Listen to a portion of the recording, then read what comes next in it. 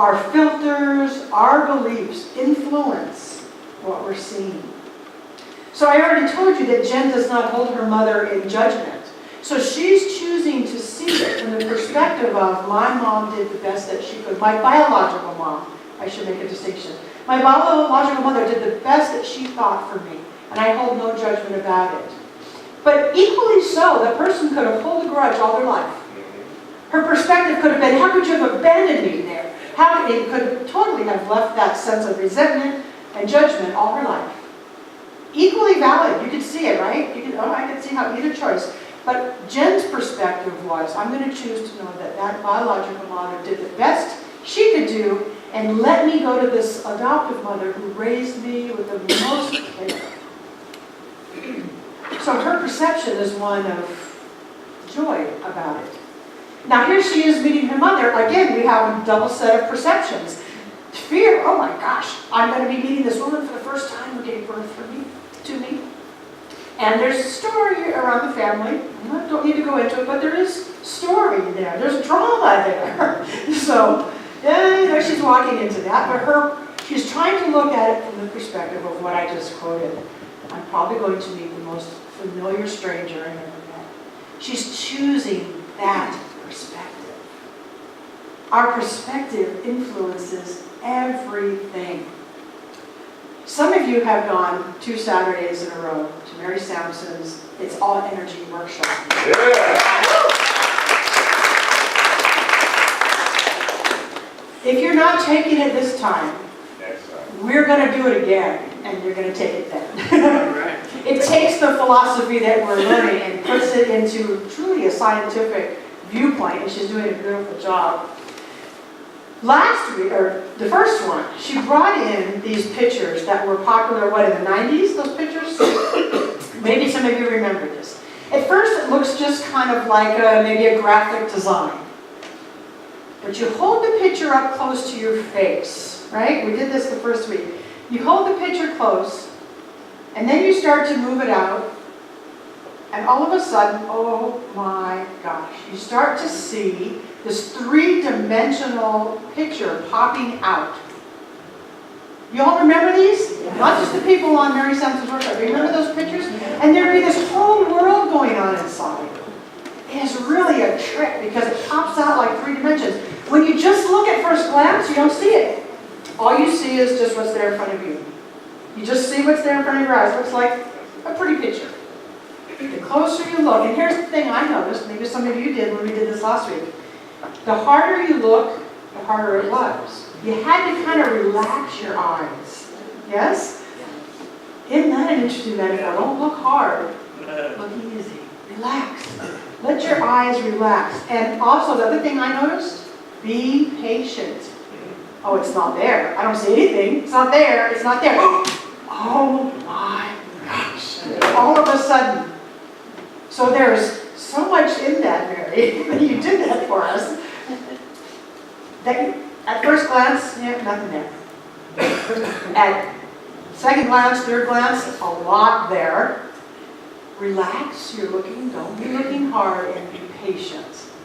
All of those factors go into perspective. When we're trying to change our perspective about a mom, about a child, about anything, we need to be patient. And sometimes we need to look easier. Because gosh, we want to figure it out right now. We want to go down. We start looking hard. Relax. Be patient. Look easier. Allow our perception to shift rather than demand it to shift. Allow it to shift. Be patient. It's coming with the progress. But that perception and our willingness to look at it different is key.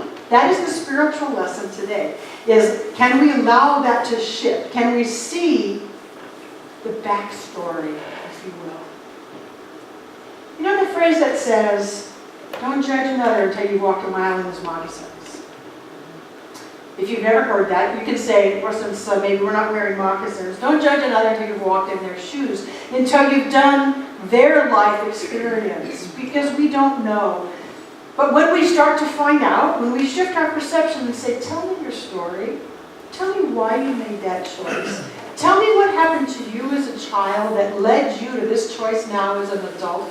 When we start to hear the backstory, I don't know about you, but for me, the compassion breaks open. How can it not? But we have to be willing to see that. So imagine it's your mom, and you maybe don't know something that happened when she was 5. And she's doing something to you, acting some way with you, and you think, why is she doing that? There's an opportunity, if you can, if your mom's still on the planet, to say, how were you as a child? What messages did you hear? You may not be able to do it in the flesh, but you can intuitively do it if your mom's in the spirit. All right, Mom, let me know. Or maybe someone else can tell you. Or maybe it's just a willingness to know that something was modeled or some experience happened that led your mom to that particular experience with you. Take the judgment off the table and instead allow your heart of compassion and understanding to open up. It takes a shift in perception. The second one is learning to think in the bigger picture. Right? So here we are learning to see the backstory, but let's also look at the bigger picture. What if every single experience we have is part of the evolution of spirit? Okay, now I'm not saying whatever happened to you is what God wanted to happen. I'm not doing that because we've had enough of that guilt from old religions. What I'm saying is if we just step back and look from the observer position, and we see how we've grown, and we see how our relationships have changed, can we see that our human history is evolving, and every mom and every child is doing the best they can along the way? It takes the judgment out of it if we look at it that way. Can I take my experiences with my mom that I might judge as not so great? And can I see how that might have evolved, not just me and not just her, but all of humanity? Maybe it's that important. Maybe as we evolve and change, it's that important. For me, when I step back, it takes the judgment out of it. Or when I look behind, it takes the judgment out of it. And it allows my heart to open up. Moms are people too. If you had a great mom, count your blessings. Give thanks for that. Tell her you love her. Whether she's here on the planet or whether she's already in spirit, she can hear you. Thank you, Mom, you did a great job. I tell my mom that because she judges herself harder than anybody else ever would. Mom, you did a good job. Matter of fact, I wrote in her card this year that she did a good job, and Becky thinks so too.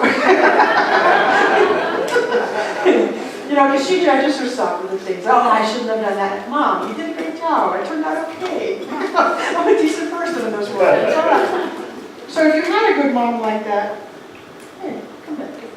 Give thanks. If you are a mom who sometimes is hard on yourself, please today accept that you are doing the best that you could with what you knew. Give yourself a pat on the back, give yourself a hug and say, yeah, I did all right. If you didn't have that kind of mom relationship, is it time to drop the old resentments?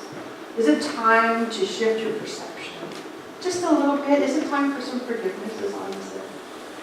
Maybe. Maybe it is.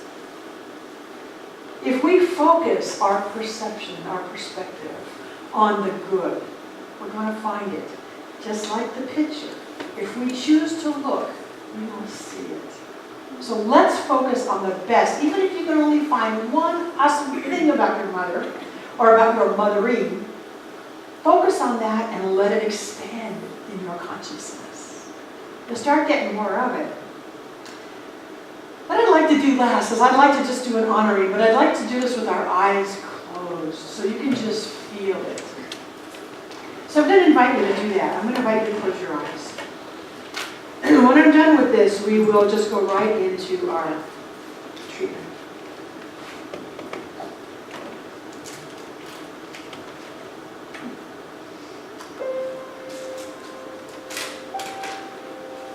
Excuse me for just a moment.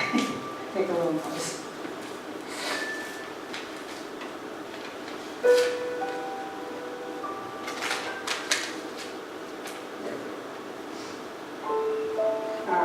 So if you open your eyes by my noise, I invite you to reclose them.